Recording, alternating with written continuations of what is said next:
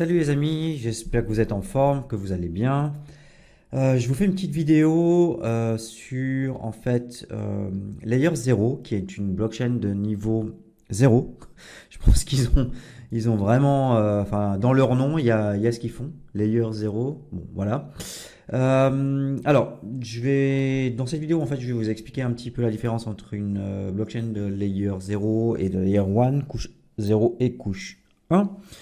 Je vais ensuite parler plus précisément de Layer 0, donc qu'est-ce qu'elle veut améliorer, comment elle fonctionne, quels sont ses avantages, voir un petit peu les techniques nouvelles qu'elle veut amener dans l'univers de la crypto.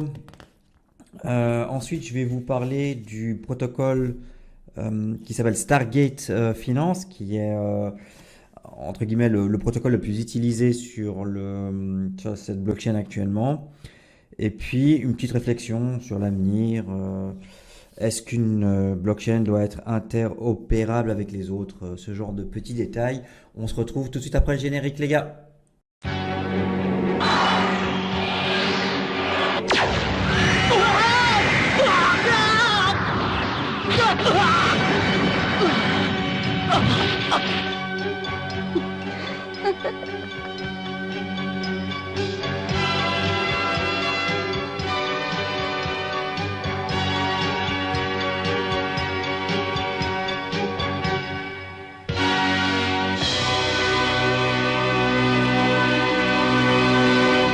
Voilà, alors la différence en fait entre une blockchain de couche 0 et de couche 1. Alors je vais déjà en fait qualifier la couche 1, donc c'est toutes les blockchains que vous connaissez comme l'Ether, le Bitcoin, Solana, BNB, Phantom. Donc ça en fait ce sont des blockchains qui sont complètement indépendantes avec un code différent, hein. Vous pouvez pas aller de la blockchain Ethereum comme ça à une blockchain de la BNB ou de Solana. Il y a un problème de conflit de code, donc vous ne pouvez de toute façon pas passer d'une à l'autre. La blockchain de couche 0, en fait, c'est le socle commun à toutes les blockchains de couche 1. Elle est censée en fait fournir l'infrastructure de base pour construire des chaînes de valeur interconnectées et permet également l'interopérabilité entre les blockchains de couche 1. Voilà. Donc, maintenant, en fait, on va retourner voilà. Alors, qu'est-ce que Layer 0? Donc, comme son nom l'indique, c'est une layer de couche 0. C'est un projet qui cherche en fait à apporter une solution à l'un des problèmes les plus urgents en fait de la cryptosphère, c'est l'interopérabilité. J'ai toujours autant de problèmes de prononcer ce mot. L'interopérabilité, pourquoi? Parce que on va aller chercher, si vous construisez une application décentralisée, si vous voulez la mettre sur Ethereum, ok, vous allez coder. Si vous voulez la mettre sur Cardano, vous allez devoir utiliser le code de Cardano. Si vous voulez le mettre sur Aptos, vous allez devoir utiliser le code. Voilà. Donc l'interopérabilité, ce serait un protocole qui marche sur toutes les blockchains en même temps. Et il y a encore beaucoup, beaucoup de travail à faire pour en arriver là. Alors, Layer 0, c'est aussi c'est un protocole d'interopérabilité qui utilise une technique inédite pour faciliter la connexion des différentes blockchains entre elles. Donc ça, on va le voir un petit peu plus tard aussi. Donc cette blockchain, elle veut en fait faciliter la communication transparente entre les applications qui existent dans un réseau commun. Par exemple, deux applications d'Ethereum peuvent facilement interagir l'une avec l'autre grâce à l'infrastructure blockchain fournie par Ethereum. Donc c'est ce que je vous ai expliqué tout à l'heure. Donc en fait, les choses sont différentes lorsqu'il s'agit de communiquer entre différentes blockchains. Les protocoles, en fait, ils sont pas très bons pour se parler entre eux, hein. Donc on peut même surtout dire qu'ils sont incompatibles entre eux si on ne fait rien, hein, si on code que sur une chaîne, voilà. Mais pour que la technologie blockchain devienne omniprésente, donc sur toutes les blockchains, il faut que toutes ces plateformes soient interopérables et travaillent de concert pour élever en fait l'écosystème blockchain dans son ensemble. En gros, on aimerait en fait une blockchain qui puisse nous permettre d'agir sur toutes les blockchains. Alors, qu'est-ce qu'on a fait jusqu'à maintenant pour rendre en fait les deux blockchains interopérables? Alors, l'approche la plus courante qui a existé jusqu'à maintenant, en fait, c'est de construire un pont entre deux blockchains, ce qu'on appelle les bridges, et ça permet aux utilisateurs de transférer des jetons et d'autres informations d'un réseau à l'autre. Quelles sont les limites de ces ponts?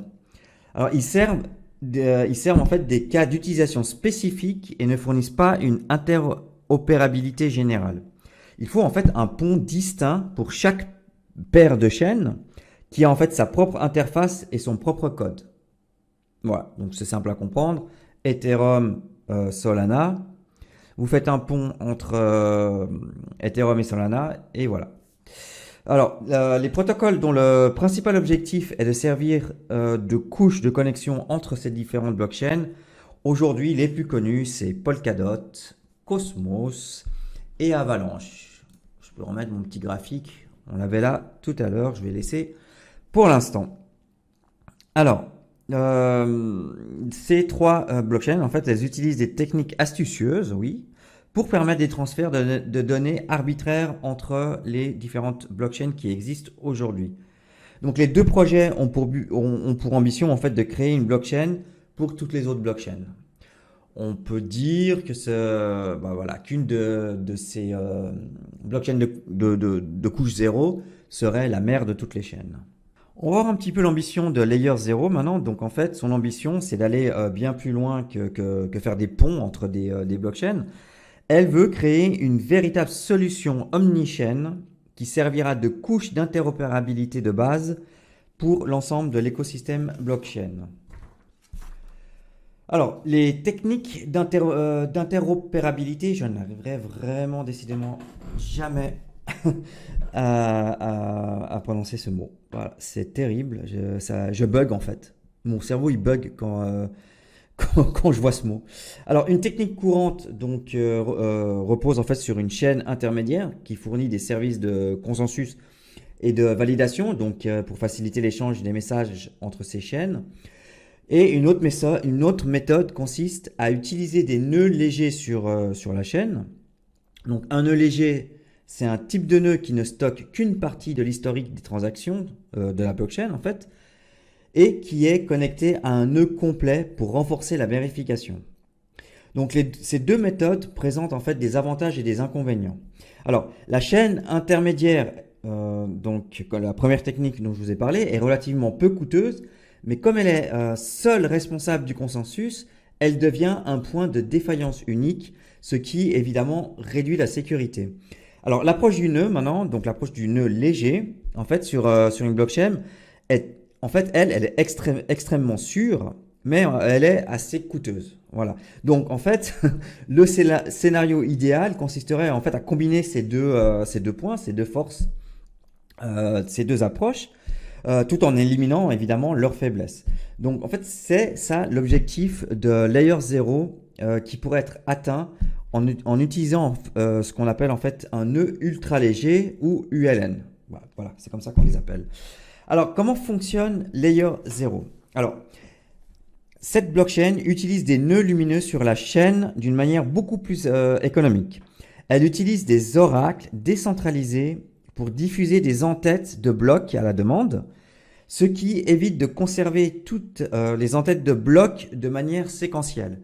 Alors, je vous avoue, ça devient un petit peu plus complexe pour vous, mais je le dis quand même pour ceux qui connaissent un petit peu toutes ces nuances. Voilà, donc il faut en passer par là si vous voulez connaître les blockchains de couche 0. Donc, autre fonctionnalité, donc, elle utilise cette méthode pour transférer des messages entre les points d'extrémité d'une blockchain, donc qui utilise des nœuds ultra légers. Donc l'échange est facilité par deux entités, donc en fait d'un côté un oracle et d'un autre un relais ou un relayeur, on peut l'appeler relais.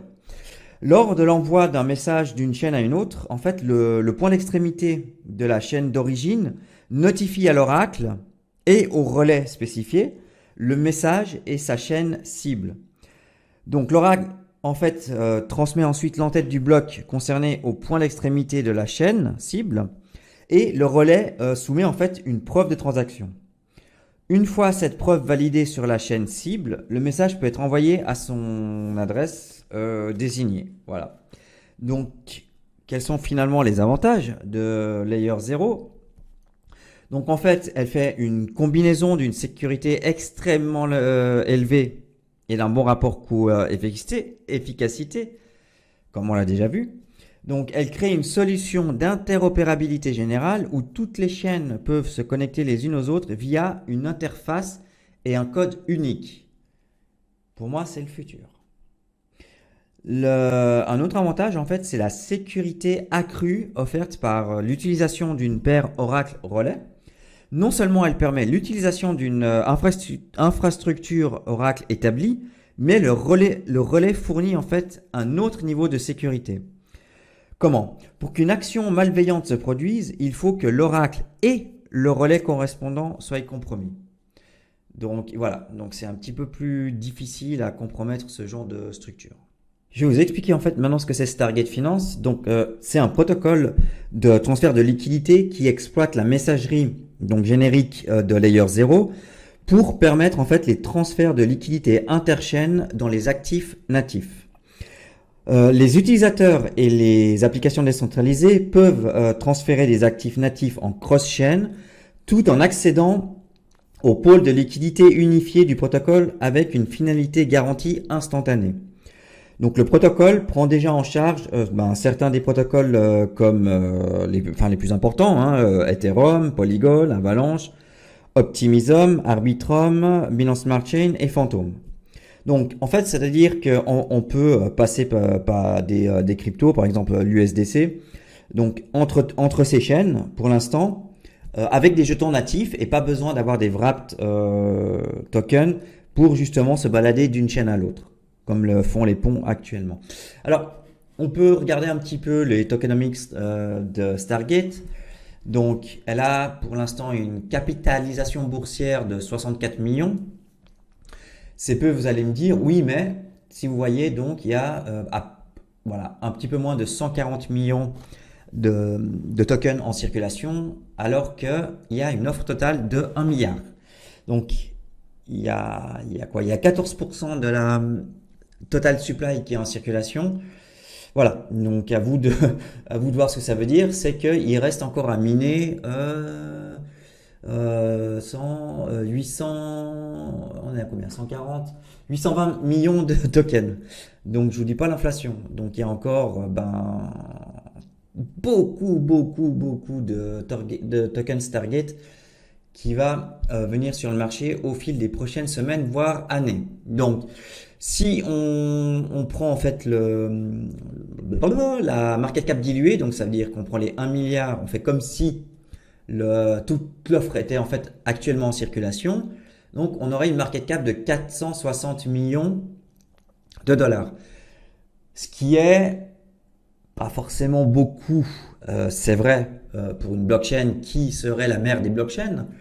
Mais voilà, donc pour l'instant, vous voyez que le prix est très bas, donc il suffit que le prix remonte beaucoup et cette market cap diluée pourrait prendre très vite beaucoup d'ampleur. Et on pourrait arriver à un dépassement d'une market cap actuellement de l'Ether ou d'autres blockchains de couche 0. Alors, pour voir un petit peu qu'est-ce qu'il y a sur le protocole au niveau de la TVL, donc la Total Value Locked, donc c'est en fait le montant en dollars qui est dans le protocole. Donc actuellement on est à 506 millions. Alors vous pouvez voir, donc au plus haut on était à 4 milliards, alors que bon, ce protocole est sorti en mars de mémoire. Voilà, vous pouvez voir un peu les transactions. Il y a eu 2 millions de volume en 24 heures, c'est pas énorme, hein, ça c'est clair. Alors, pour vous donner une petite idée, voilà. Donc, le prix de l'ICO était de 0,25 $, donc on est actuellement à 0,45. Donc, ils ont bien levé 1 milliard de tokens, mais ce que je voulais voir avec vous, c'était surtout les tokenomics. Voilà. Alors, donc, la team se réserve 17,50%. Donc les investisseurs, eux, ont aussi 17,50%. Alors le protocole launch, donc 15%, c'est OK. Le bonding curve, OK. Ça, c'est les émissions initiales, oui. Je sais pas ce que c'est. Le bonding curve DEX, ça non plus, je sais pas trop ce que c'est. Et la community à 30%. C'est mezzo, c'est pas le pire, c'est pas le mieux, mais bon, voilà, il faut la liquidité sur ce protocole. Alors, voilà, donc pour moi, je suis assez neutre sur les tokenomics. Ensuite, ouais, attendez voir là, on est en daily, sorti en août. Ok, donc c'est sorti en août. Donc le token en fait est sorti le 19 août. Ok, d'accord. Donc il était à 0,25, on est monté au plus haut.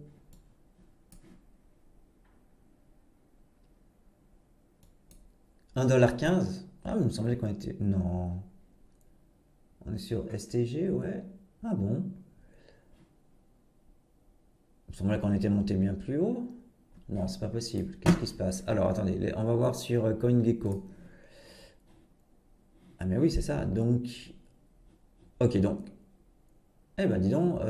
Ok, d'accord. Donc, je n'ai pas le chart originaire sur Binance. Il n'est pas sorti en même temps. D'accord, ok. C'est logique. Il n'est pas sorti en même temps. On va aller voir là. Donc, le token est bien sorti en mars, le 18 mars. Il est monté jusqu'à 4$. Et on est aujourd'hui à 0,45, donc ça a perdu quasiment 90%. Ouais. C'est ça le bear market. Donc là, je peux pas utiliser, il faudrait que j'aille voir SGT. Je pense pas qu'on puisse avoir. C'est STG? Ouais, ok. Je les confonds toujours. Donc STGUSD. Alors sur FTX, Convex, Kraken. C'est pas si grave, je regarde. Il semblerait que lui. Ok, donc il est sorti avant. Ah oui, on a ça. Ok, ouais. Donc voilà, donc. Voilà. Ouais, ah bah il est sorti le 25 mars, ok. Donc je vais juste tirer un petit fib. En fait, avant d'utiliser le fib, ce que j'ai fait, c'est que j'ai tiré une ligne ici à 0,25. En fait, c'est le prix de l'ICO. Et je vais finalement, en fait, tirer le fib depuis le prix de l'ICO. Voilà. J'ai besoin d'un petit peu de distance encore. Alors, du coup, qu'est-ce qu'on voit? Alors, on voit qu'on est venu flirter en fait avec le prix de l'ICO. On a toujours rebondi en fait avant le prix de l'ICO. Là, vous voyez que le 0,786 en fait a joué son rôle et là, on a été rejeté pour redescendre ici. Alors, on est dans une zone d'achat à long terme, ça il n'y a pas de doute, hein, on est même un petit peu, bah voilà, un peu dans le bas de ce canal. Mais moi, je suis pas acheteur pour l'instant. Alors, j'achèterai peut-être un petit peu, mais style maximum un quart de la position que j'aurais envie de mettre au total. Bien que pour l'instant, personnellement, moi, j'achète pas. Je suis très intéressé de cette crypto parce que si le protocole il délivre effectivement, bah, vous avez vu qu'il y avait au meilleur des temps, il y avait 4 milliards dans le protocole. Donc, bon, là, c'est le bear market, c'est bien connu. Mais je pense que quand la défi va reprendre de sa splendeur d'ici quelques mois, je pense que Stargate sera un des protocoles dont l'argent va arriver le plus vite dessus. Euh, voilà, ça c'est mon avis. Faites ce que vous voulez avec. Je vous donne pas de conseils, je vous dis ce que moi je fais. Mais voilà, c'est pas un des pires moments pour acheter. Qu'est-ce qu'on va voir maintenant? Bah écoutez, en fait, L'avenir. L'avenir, vous la voyez comment? Vous la voyez avec des applications sur Ethereum, des applications sur Phantom, des applications sur Solana. Ce qui veut dire qu'à chaque fois que vous voulez par exemple jouer à un jeu qui est que sur Solana, donc vous allez devoir ouvrir un wallet Solana pour envoyer après, pour acheter les Solana, pour ensuite les envoyer sur les protocoles Solana. Voilà. Enfin, est-ce que vous voulez faire ça sur chaque chaîne qui va sortir, ou en tout cas les plus importantes, hein, qui vont perdurer? Eh ben non, c'est pas vraiment ce qu'on veut. Ce qu'on veut évidemment pour que le monde de la crypto et de la blockchain soit vraiment fait pour la masse, il faut qu'un utilisateur lambda il puisse, avec une seule application ou un seul entre guillemets code, il puisse en fait aller jouer sur toutes les différentes blockchains, aller sur tous les différents protocoles avec les transferts de ces jetons natifs. Donc voilà, cette personne voudrait, il a acheté des ETH quelque part, il a envie de les mettre dans un protocole sur Solana, bon, il devrait pouvoir les transférer nativement et pas au moyen d'un pont directement dans tous les protocoles de toutes les blockchains. Ça, c'est vraiment le monde idéal où on aimerait vivre. Est-ce que ce sera possible un jour? Alors, ce ne sera pas possible tout de suite, ça, vous pouvez bien vous douter. Alors, pour l'instant, on va dire que les trois plus gros espoirs, c'est Cosmos, Avalanche et Polkadot. Mais Polkadot, bon, voilà, n'est pas encore à 100% opérationnel.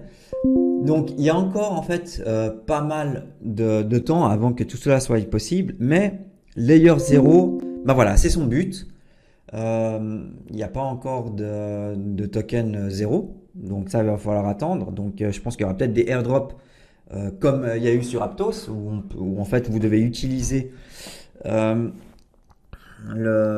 faire des activités en fait sur Layer 0 pour ensuite prétendre à un airdrop. C'est ce qui est arrivé avec Aptos. Voilà.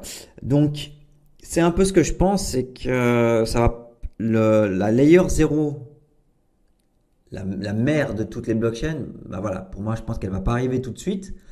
Il y en a trois qui sont en concurrence, donc laquelle va arriver déjà à réaliser ça, parce que ça doit être quand même, voilà, c'est prendre du code de chaque blockchain.